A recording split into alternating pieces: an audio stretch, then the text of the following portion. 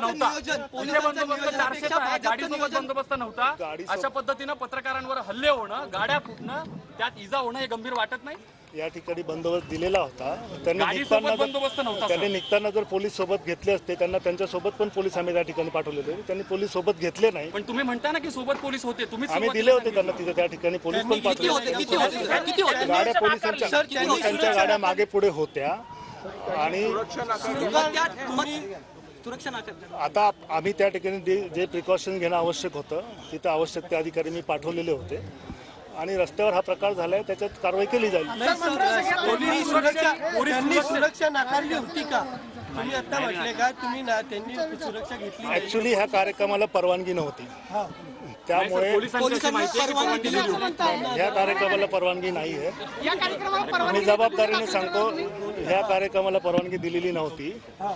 असं असताना काही कार्यकर्ते जमलेत म्हणून आम्ही इथं मोठ्या प्रमाणात बंदोबस्त लावलेला होता आणि निखिल वागडे ही इथं येणार आहेत तेही समजलं होतं. त्यांच्यावर कालच पुणे शहरामध्ये एक गुन्हा दाखल झालेला आहे, त्यामुळे त्यांच्याविरुद्ध वातावरण याची त्यांना कल्पना दिलेली होती आणि त्यांच्यासोबत आम्ही काही ठिकाणी पोलीस पण पाठवलेले होते.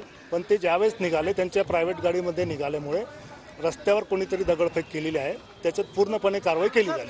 तुम्ही म्हणता पोलिसांना कार्यक्रमाला परवानगी नव्हती, पण पोलिसांच्या इथं म्हणतात का नाही परवानगी देण्यात आलेली आहे. कार्यक्रमाला आतमध्ये आयडी चेक करून सोडत होते. निखिल वागडेंना स्थानबद्ध केलेलं नव्हतं.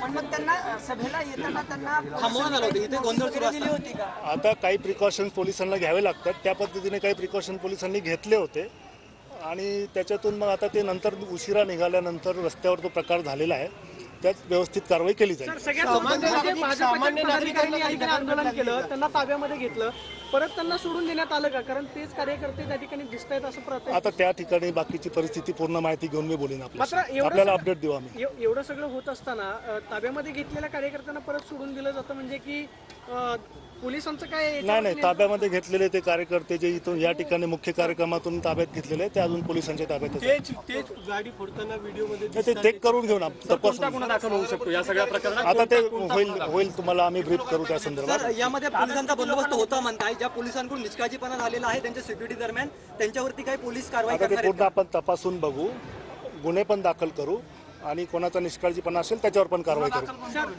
गुन्हे दाखल करू ना. प्रश्न आयोजकांना तुम्ही असं म्हणताय की परवानगी नव्हती, तर आयोजकांवरती सुद्धा गुन्हे दाखल करणार? आता ते सगळं पोलीस स्टेशन तपासून पुढची कारवाई करू. दुसरी माहिती अशी आहे सर, इथल्याच पोलीस अधिकाऱ्यांनी असं सांगितलं की आयोजकांना परवानगी दिली होती, त्यांचा बाईटही आम्ही केला, त्यांनी माध्यमांसमोर असं सांगितलं की परवानगी दिली होती म्हणून. इथल्या कार्यक्रमाला परवानगी नव्हती, मी खात्री परत करून देतो. आता याच्यामध्ये जे या ठिकाणी आंदोलन झालं संध्याकाळी, मोठ्या प्रमाणात इथं आंदोलनकर्त्यांना ताब्यात घेतलेलं आहे. तिकडं जो इन्सिडंट झालेला आहे त्याच्यात अजून खात्री करून घ्यायचं आणि तपासणी करून घ्यायचं काम सुरू आहे.